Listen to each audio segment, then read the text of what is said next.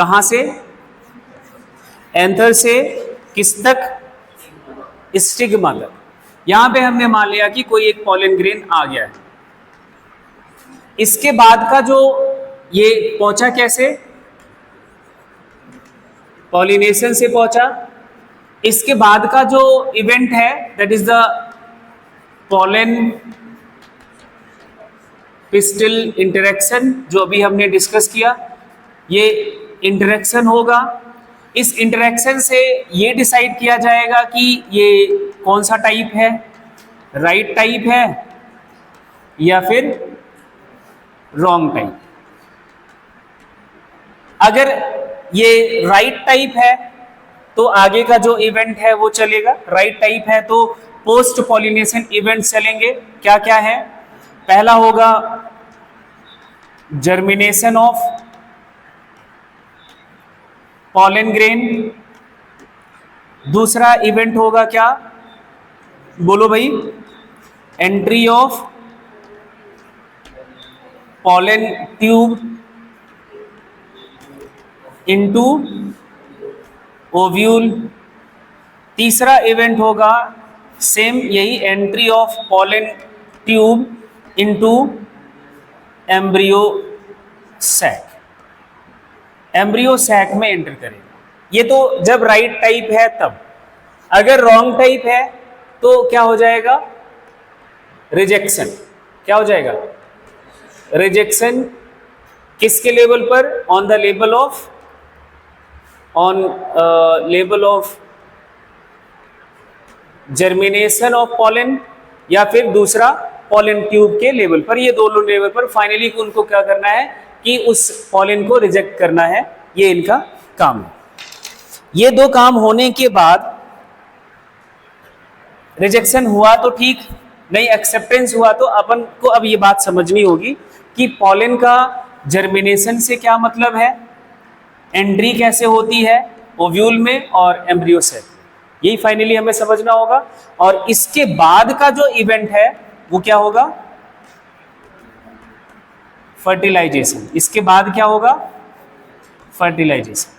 तो एक एक करके देखते हैं। पहले हम लोग जर्मिनेशन की बात करेंगे। किसका, पॉलन जर्मिनेशन की बात करते हैं। ठीक है, पॉलन जर्मिनेशन की जब हम बात करते हैं, अभी देखो मैं इसको लिखवाऊंगा बाद में, पहले इसको पूरी बात समझ लो एक बार। पॉलन जर्मिनेशन जब चल रहा होगा तो क्या होता है, देखो पॉलिनेशन के बाद जब पॉलन ग्रेन आया तो पॉलन ग्रेन स्टिग्मा से पहले तो बहुत सारा वाटर एब्जॉर्ब करेगा। ठीक है, जो इस स्टिग्मा के ऊपर होता है। एंड देन जो आपका पॉलन ग्रेन का स्ट्रक्चर था, आई थिंक मुझे बताने की जरूरत नहीं है, ऐसा कुछ पहले डिस्कस हो चुका है। एक्साइन है और एंटाइन है। एक्साइन कहीं कहीं पे एब्सेंट होते हैं या फिर बहुत क्या होते हैं, थिन होते हैं। उस एरिया को अपन ने क्या बोल दिया था, जर्म पोर बोल। ठीक है, वाटर एब्जॉर्ब करने के बाद, वाटर कंटेंट एब्जॉर्ब करने के बाद ये जो पॉलन ग्रेन है, इन्हीं जर्म पोर्स की मदद से या जर्म पोर के थ्रू, किधर से, जर्म पोर के थ्रू, इनका जो एंटाइन है, ये एंटाइन का वाला लेयर है और ये बाहर वाला एक्साइन का लेयर। ठीक है, ये एंटाइन इनकी इस जर्म पोर से आउट ग्रोथ के फॉर्म में बाहर आती है और ये आउट ग्रोथ होता है इस वेजिटेटिव सेल का। किसका, वेजिटेटिव सेल। अब पॉलन ग्रेन में इन सेल्स के नाम भी रखे थे। ये क्या था, वेजिटेटिव सेल, और ये क्या था, जनरेटिव सेल। तो वेजिटेटिव सेल ही जर्मिनेट करता है, आउटग्रोथ के करता है और पॉलन ट्यूब का स्ट्रक्चर बनाता है। पॉलन ट्यूब जैसा कोई स्ट्रक्चर बनना शुरू हो जाता है। ये that is a germination of pollen grain. ज्यादातर स्पीसीज में, अब ध्यान से सुनना, ज्यादातर प्लांट्स, एंजियोस्पर्मिक प्लांट्स में किसी एक जर्म पोर से एक पॉलन ट्यूब का फॉर्मेशन होता है। क्या होता है, एक जर्म ट्यूब, एक जर्म पोर से एक पॉलन ट्यूब बनके अराइज हो जाती है। तो इसको बोलते हैं मोनोसाइफोनस टाइप ऑफ जर्मिनेशन। क्या वर्ड बोलेंगे? मोनोसाइफोनस जर्मिनेशन। लेकिन कुछ इनके एक्सेप्शनल केसेस भी हैं। दो फैमिली का नाम याद कर लो, ये कई बार आ चुके हैं, मालवेसी एंड कुकुरबिटेसी। इन दोनों फैमिली के पॉलन ग्रेन्स, इन दोनों फैमिली के पॉलन ग्रेन से एक से ज्यादा पॉलन ट्यूब जर्मिनेट कर जाता है। सेम, एक से ज्यादा पॉलन ट्यूब जर्मिनेट करके एराइज होते हैं। आपके दिमाग में ये भी यही सवाल है कि भाई एक से ज्यादा पॉलन ट्यूब वो सब जर्मिनेट करके आता है कि नहीं आता? तो इन दोनों की जो प्लांट्स हैं, इस फैमिली के जो प्लांट्स हैं, उनमें एक से ज्यादा पॉलन ट्यूब जर्मिनेट करके आगे ग्रो करता है। ऐसे जर्मिनेशन को बोला जाता है पॉलीसाइफोनस जर्मिनेशन। कॉमन कौन सा है? मोनोसाइफोनस कॉमन है, पॉलीसाइफोनस की भी कंडीशन आप याद रखना। तो जर्मिनेशन की बात हो जाती है ऐसे। अब उसके बाद होता है, जर्मिनेशन के बाद मान लो कि ये वाला पॉलन ग्रेन आपका जर्मिनेट कर गया, तो ये जो आउटग्रोथ है ये वेजिटेटिव सेल का है।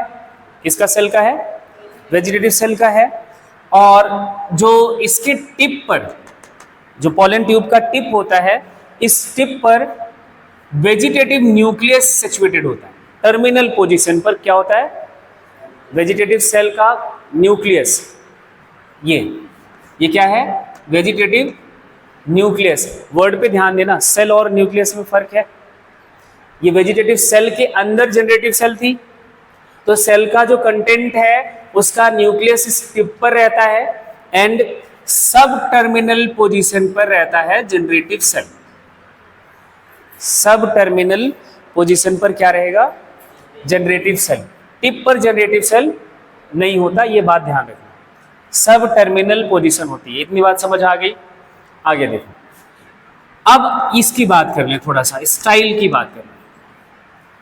कुछ प्लांट्स के स्टाइल जो होते हैं वो हॉलो होते हैं, मतलब इनकी जो वॉल है ना उस पे सेल्स तो सेल से बने हैं, बीच में स्पेस हॉलो कैविटी होती है ऐसे। जब ऐसा स्टाइल है तो पॉलन ट्यूब को ग्रो करने में कोई समस्या तो आने वाली है नहीं, आने वाली है, आराम से ग्रो करता चला जाएगा कि भाई हॉलो स्पेस है तो उसे ग्रो करता हुआ आगे चला जाएगा। और किधर जाएगा? इधर ओवरी की तरफ, इधर ही जाएगा, है ना। तो ऐसे पॉलन स्टाइल के लिए, ऐसे स्टाइल में पॉलन ट्यूब की ग्रोथ कोई समस्या की बात नहीं है, वो आराम से उस हॉलो कैविटी से ग्रो करता हुआ चला जाता है। लेकिन बहुत सारे प्लांट्स के स्टाइल के जो स्टाइल है वो सॉलिड होती है। कैसी होती है? सॉलिड होती है, कॉम्पैक्टली पैक्ड सेल से बनी होती है, कोई हॉलो स्पेस नहीं है। अब क्या होगा? अब क्या करे बेचारा पॉलन ट्यूब? तो वो बेचारा तो है नहीं, पहली बात, ठीक है। तो इसके बाद का जो चेंज होता है वो ध्यान से सुनो। अब सॉलिड पॉलन स्टाइल हो गया, हॉलो वाला कंडीशन देख लिया, हॉलो की कंडीशन में कोई परेशानी नहीं। जब स्टाइल सॉलिड है तब आपको सोचने की बात पड़ेगी कि भाई अब कैसे जो पॉलन ट्यूब आगे जाएगा, उसको आना तो ओवरी तक है फाइनली, ठीक है। इस केस में, इस कंडीशन में क्या करता है, ये जो पॉलन ट्यूब है ये सिक्रीट करता है, सिक्रीट्स एंजाइम्स। क्या सिक्रीट करेगा? एंजाइम्स का सिक्रीशन करता है। और ये एंजाइम्स जो होते हैं, ये एंजाइम्स डिसॉल्व कर देता है, डिसॉल्व्स स्टाइलर सेल। जो स्टाइल के सेल्स हैं उनको डिसॉल्व करता चला जाएगा, ऐसे ऐसे इनको मान लो कि ये सेल्स डिसॉल्व करते चले जाएंगे। जब इनका सेल्स डिसॉल्व होता चला जाएगा तो नेचुरल सी बात है कि इनके लिए चाहिए क्या था? स्पेस, और वो स्पेस इनको मिलता जाएगा और ये पॉलन ट्यूब इस तरह से आगे की तरफ ग्रो करता चला जाए। तो सॉलिड एंड हॉलो दोनों की कंडीशन की बात हो गई, जर्मिनेशन समझ आ गया, पॉलन ट्यूब का ग्रोथ समझ आ गया। ये ग्रोथ है, जो आपका आगे पॉलन ट्यूब ग्रो करेगा तो ग्रोथ करता हुआ इस तरह से आगे बढ़ता जाएगा। उसके साथ साथ इस पॉलन ट्यूब में जो इनका कंटेंट है, टिप पर क्या होगा, vegetative nucleus, and sub terminal position पर क्या होगा, generative cell. And pollen tube is the outgrowth of vegetative cell. इस बात को याद करो, pollen tube is the outgrowth of vegetative cell. इतनी बात समझ आ गई सबको? बोलो, इसको लिखो पहले, फिर आगे बात करो। क्या हेडिंग बनाया हुआ था? फर्टिलाइजेशन। फर्टिलाइजेशन का मीनिंग लिख लिया था। नेक्स्ट पॉइंट थोड़ा जल्दी लिखना। After pollination, after pollination pollen grain germinates on stigma.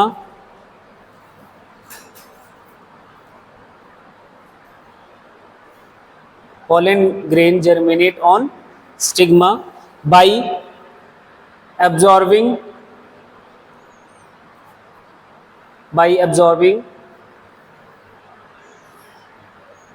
moisture,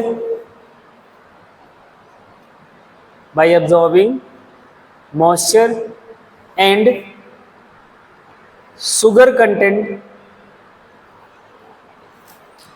from stigma. Sugar content from stigma.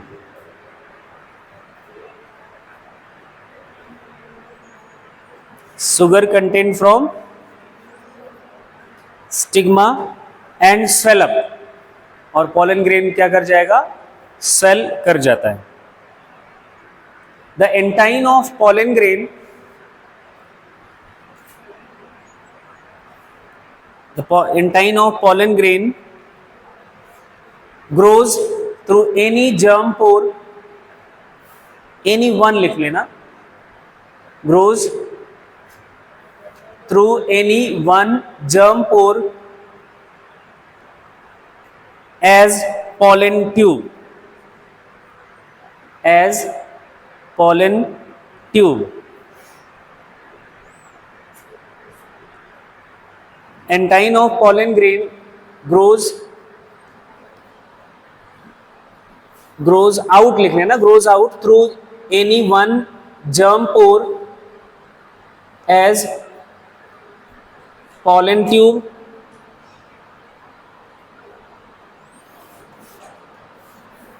as pollen tube.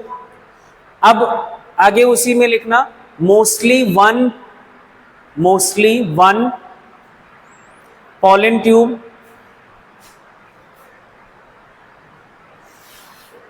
arises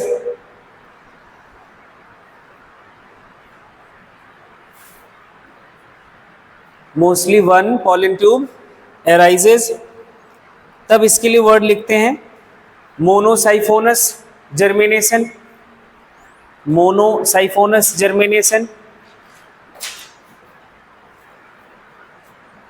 मोनोसाइफोनस germination. But in malvaceae and cucurbitaceae more than one pollen tube develops called polysiphonous germination. Monosiphonous की condition होती है कैप्सुला में. कैप्सुला plant का जो pollen germination है, that is the monosiphonous. If style is hollow, तो then pollen tube grow easily. But in solid style,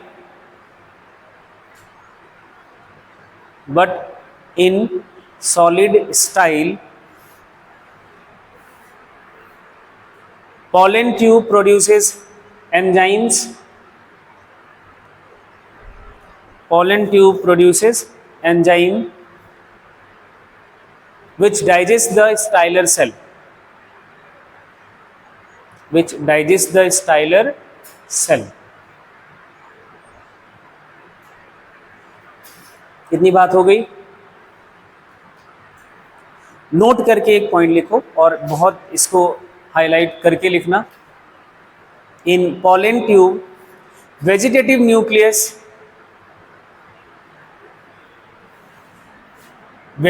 nucleus present at tip, जिसे हम बोलते हैं टर्मिनल पोजीशन. क्या बोलोगे? Terminal position. And generative cell after it, इसके बाद होता है, जिसके लिए वर्ड लिखेंगे सब टर्मिनल पोजीशन. क्या लिखोगे?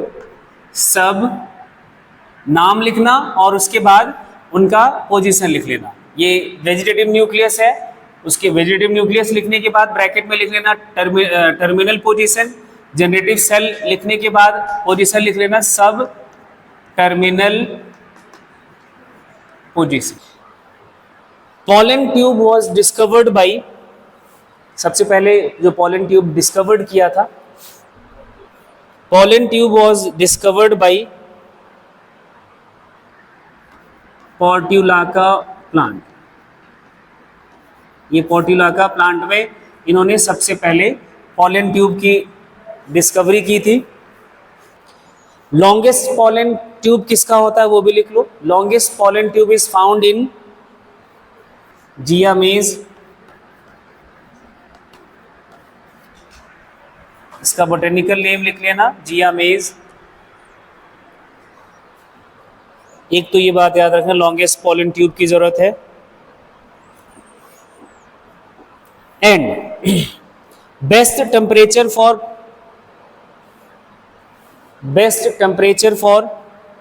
pollen tube growth is 20 to 30 degree Celsius. 20 से 30 डिग्री सेल्सियस के बीच का टेम्परेचर बेस्ट टेम्परेचर माना जाता है पॉलन ट्यूब जर्मिनेशन के लिए. Pollen tube growth. Point note करके लिखो. Boron and calcium, boron and calcium, mainly boron है, यही ब्रैकेट में ही आगे करके लिख लेना, मेनली बोरॉन एंड कैल्शियम दोनों एलिमेंट चाहिए, बट मेन जो है वो कौन है? Boron. Are essential for pollen tube growth. ये इसेंशियल एलिमेंट्स हैं पॉलन ट्यूब ग्रोथ के लिए.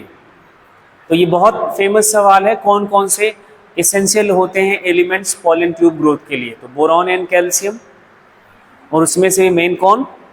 बोरॉन. ये बात हो गई.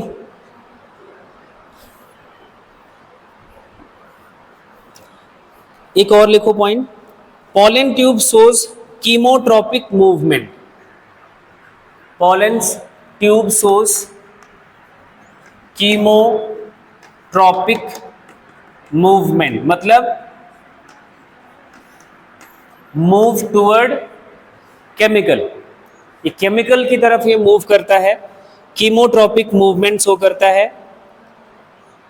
टुवर्ड सिनर्जिड, किधर जाएगा ये? सिनर्जिड के पास. Toward synergid due to calcium boron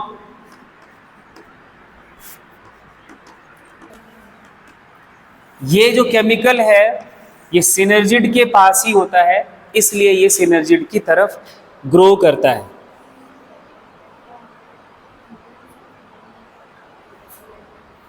इनोसोटॉल, ये स्पेलिंग थोड़ा सा चेंज है, इन आइसोटॉल, इनोसीटॉल.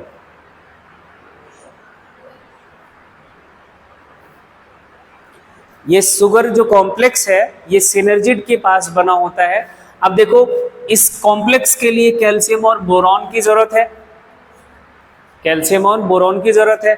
अब ये कहना कि कैल्शियम और बोरॉन पॉलन ट्यूब के ग्रोथ के लिए जरूरी है, तो कोई गलत बात तो है नहीं, क्योंकि पॉलन ट्यूब ग्रो ही करेगा किस मूवमेंट के लिए, किस तरफ, कौन सा नेचर शो करता है, कीमोट्रोपिक मूवमेंट शो करता है। अगर ये केमिकल ही नहीं बना है सिनर्जिड के पास, अगर मान लो कि बोरॉन कैल्शियम नहीं दिया आपने प्लांट सॉइल में नहीं है, तो ये कॉम्प्लेक्स नहीं बनेगा सिनर्जिड के पास, और पॉलन ट्यूब ग्रो किधर करेगा, नहीं कर पाएगा। तो ये कॉम्प्लेक्स का बनना जरूरी इसलिए है क्योंकि जो पॉलन ट्यूब है वो इसी को पहचान के उधर ग्रो करता है, उधर जाता है, ठीक है। तो कैल्शियम और बोरॉन इसेंशियल है पॉलन ट्यूब के ग्रोथ के लिए। इतनी बात समझ आ गई? तो अब हो गई जर्मिनेशन की बात खत्म। एक बात और लिखवाऊंगा, वो आप नोट करके ही लिखना, मोस्ट हाईलाइटेड पॉइंट की तरह इसको भी। ड्यूरिंग पॉलन ट्यूब ग्रोथ, जब पॉलन ट्यूब ग्रो कर रहा होता है, इस दौरान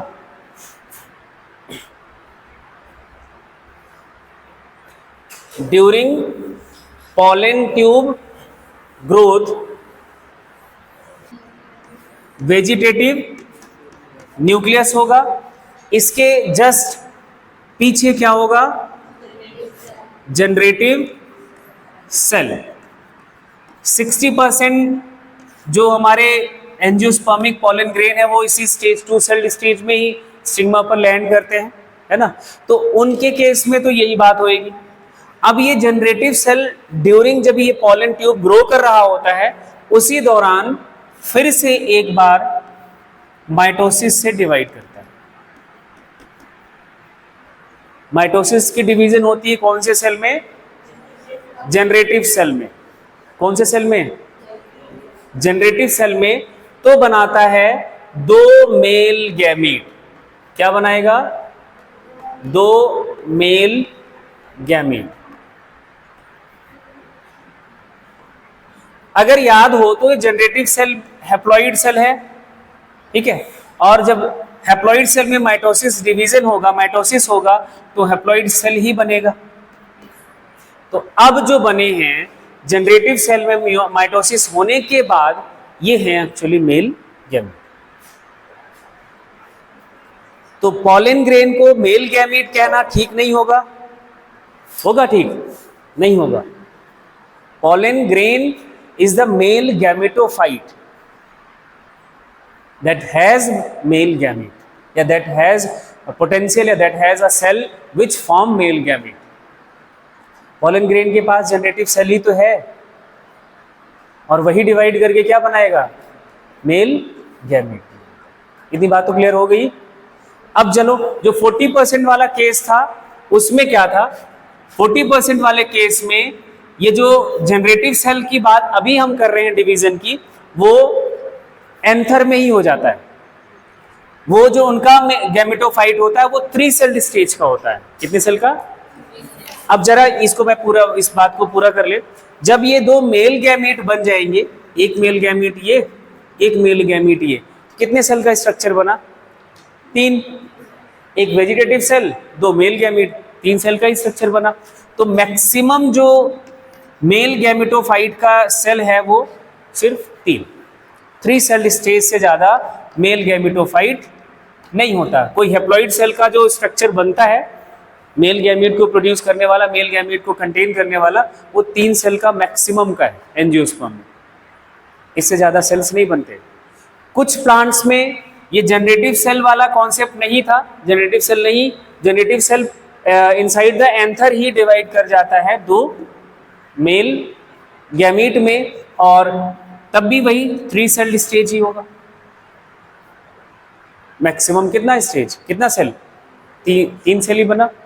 कुछ में 2 सेल स्टेज में पॉलिनेशन तो हो जाता है, मींस पॉलन ग्रेन बाहर आ जाता है, लेकिन फाइनली वो जनरेटिव सेल डिवाइड करके तो वही 3 सेल स्टेज ही तो अटेन करा। तो अब बात समझ आ गई। मेल गैमेटोफाइट का मैक्सिमम नंबर ऑफ सेल कितना होता है, 3। ऐसे मैं आपको एक सवाल और याद दिलाऊं तो फीमेल गैमेटोफाइट में maximum cell number of cell कितना होता है, 7। कितने होते हैं? ये एंजियोस्पर्म के गैमेटोफाइट का स्टेज है 7 और 3। बोलो इतनी बात क्लियर है? चलो अब मैं चलूंगा नेक्स्ट स्टेप पर। हाँ, इस पॉइंट को पूरा कर लो। During the growth of pollen tube generative cell divides by mitosis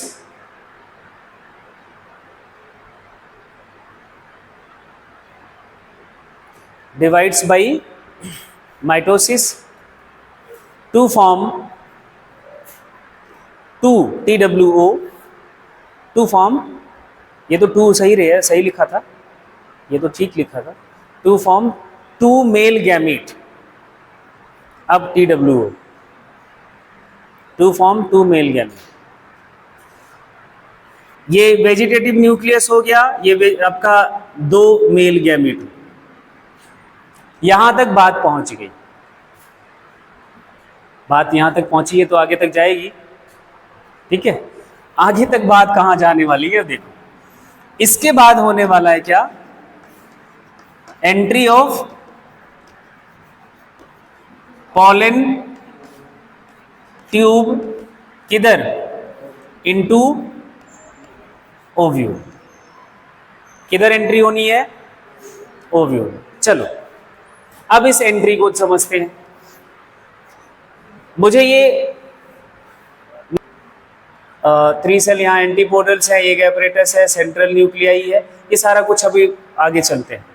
ये ओव्यूल के स्ट्रक्चर की जब बात कर रहे हैं, मतलब पॉलन ट्यूब यहाँ पहुंचा है, अब ओव्यूल में एंटर करना है, ये स्ट्रक्चर क्या बोलोगे? ये ओव्यूल है। और ये क्या है? ओवरी है। ठीक है, इसको क्या बोला? ये नाम नहीं लिख रहा हूं, इसका मतलब ये नहीं कि आपको लिखना नहीं है। आप अगर डायग्राम कभी एग्जाम में बनाओगे और बिना लेबलिंग के बनाओगे तो उसका कोई मतलब नहीं है, इसलिए लेबलिंग जरूरी है। ठीक है, ये आपको अंडरस्टूड है, इसलिए मैं छोड़ देता हूं कि चलो इतना तो समझदार हो ही गए होंगे। ठीक है, अब बताओ ये क्या है? हाँ, प्लेसेंटा है। कुछ लोग सिर्फ नॉर्मल ऐसे बस खींच के बना देगा, वो अच्छी बात है, लेकिन ये ज़्यादा अच्छी बात है, तो इसलिए कुछ ऐसे गायब कर देते हैं, ऐसे नहीं बनाते, बस ऐसे खींचा, यहाँ ऐसे खींच दिया, ऐसे ही नहीं करना। अगर आप समझदार अपने आप को बताना चाह रहे हो कि देखो मैं समझदार बच्चा हूँ, तो आपको ऐसे बनाना है। और ये लिख दिया तो फिर वो ना आपकी छोटी मोटी गलतियाँ माफ़ भी कर सकता है। ठीक है, तो ओव्यूल में एंट्री अब समझनी है। ये ओव्यूल हो गया, एंट्री समझनी है। ओव्यूल में एंट्री के 3 रास्ते हैं। कितने रास्ते? 3 रास्ते। जो पॉलन ट्यूब है उसके पास 3 रास्ते हैं। या तो वो इस माइक्रोपाइल से एंटर कर जाए, किधर से आ जाए कि एंटर कर जाए? माइक्रोपाइल से एंटर कर जाए, या फिर जो इनका ये इंटेगुमेंट वाला रीजन है इधर से एंटर कर जाए, इंटेगुमेंट को ब्रेक करके। भाई वो स्टाइल को ब्रेक करते हुए आ सकता है, तो इंटेगुमेंट कौन सी बड़ी चीज है भाई? यहां से भी वो इसकी एंट्री हो सकती है, या फिर एक और ऑप्शन है वो इधर से सीधा वो चलाजा से, कि चलो चलाजा से ही चलते हैं, चलाजा से ही चलते हैं और क्या। अब वो जैसे कहेगा चला जा तो हम चलेंगे। तो ये 3 रास्ते होते हैं इनकी एंट्री के। माइक्रोपाइल से जब ये एंटर करता है तब इसके लिए वर्ड यूज करा जाता है पोरोगैमी। क्या वर्ड बोलते हैं? पोरोगैमी। इधर इंटेगुमेंट से जब यूज एंटर करता है तब वर्ड यूज करते हैं मीजोगैमी, और जब ये चलाजा से एंटर करता है तब वर्ड यूज करते हैं चलाजोगैमी। तो entry of pollen tube into ovule is takes place either by porogamy और बाय मीजोगैमी और चलाजा। इन्हीं तीनों में से कोई एक होगा। हेडिंग बना लो फिर। फटाफट हेडिंग बनाओ, एंट्री हो गई। मैंने तो देखो एक डायग्राम में मैं सारे निपटा दूंगा, आपको 3 बनाने पड़ेंगे। इन सब में एक और बात ध्यान रखनी है, वो ये, इधर बनाना है क्या वेजिटेटिव न्यूक्लियस, इधर 2 बनाने हैं क्या मेल गैमीट। ये भी जरूरी पार्ट वाला काम है। आगे की बात अब यही कर ही लेते हैं, है ना। ओव्यूल में एंट्री पॉलन ट्यूब की इन 3 रास्तों से हो सकती है, इधर माइक्रोपाइल से, इधर चला इंटेगुमेंट से, या इधर चला जा सकता। अब जरा मैं इस एम्ब्रियो सैक को और थोड़ा सा मैग्नीफाई कर दूं। मान लिया ये एंटीपोडल हो गया, मतलब ये चलाजल एंड है, ये कौन सा एंड है माइक्रोपाइलर एंड है। ओव्यूल में वो किसी भी रास्ते से एंटर करे, उनके पास 3 ऑप्शन है। लेकिन जब एम्ब्रियो सैक की बात आएगी तो pollen tube can enter only through the micropylar and. नहीं, उसके पीछे रीजन है, उसके पीछे रीजन ये है कि सिनर्जिड कहाँ है।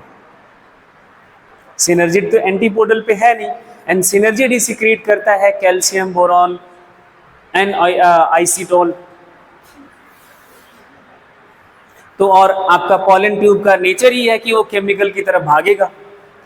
जब यहाँ सिनर्जिड है और वो केमिकल है, तो पॉलन ट्यूब आपका इधर से आ रहा हो या इधर से आ रहा हो, इधर से आ रहा है तो कोई चक्कर ही नहीं है, माइक्रोपाइल से आ रहा है तो कोई दिक्कत ही नहीं है, तो उसको इधर से घूम के आना पड़ेगा कि भाई तू इधर से आएगा और इधर से एंट्री करेगा। बात समझ आई? जो आपका वो अभी देख रहे हो ना, वो ये चलाजोगैमी से पॉलन ट्यूब एंटर करा, तो पॉलन ट्यूब ऐसे इधर से ही आएगा और एंटर करेगा माइक्रोपाइलर एंड से ही। किसमें? Embryo sac. Embryo sac has only one option to enter the pollen tube and that is the micropylar and.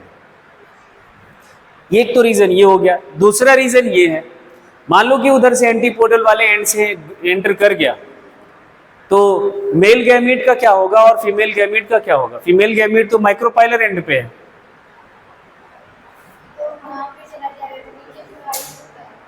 ना ना, अभी वो फर्टिलाइजेशन के इवेंट आपको नहीं पता ना। इस सारे दौर में न्यूट्रिएंट की जरूरत है, एनर्जी की जरूरत है, सेल डीजनरेट भी होते हैं, सिनर्जिड और एंटीपोडल्स डीजनरेट हो जाते हैं इस इवेंट को पूरा करने के चक्कर में। तो वो भी तो अभी आपको जरूरत है समझने की। तो क्या बात समझ आ गई? When ovule become mature, pollen tube enters in ovule generally through the micropyle, generally through the micropyle, generally through the micropyle,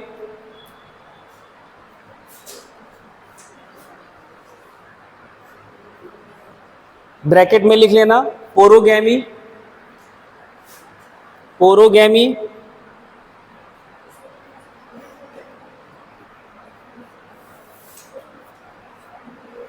और ज्यादातर एंजियोस्पर्म में यही होता है क्योंकि जनरल एंट्री यही है। बट आगे लिखना, but it can also enter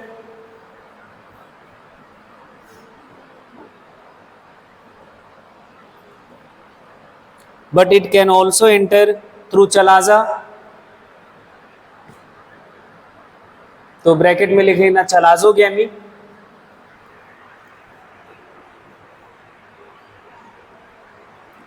चलाजोगैमी।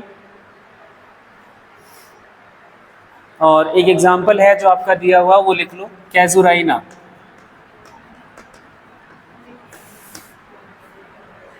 चलाजोगैमी का example casuarina. And it can also enter through the integument,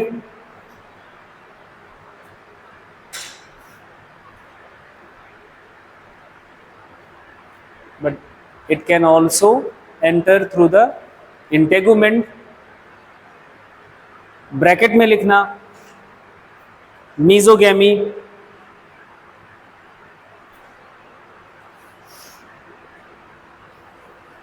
mesogamy,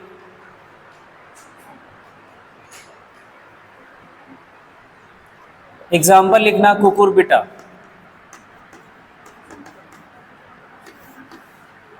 Cucurbita.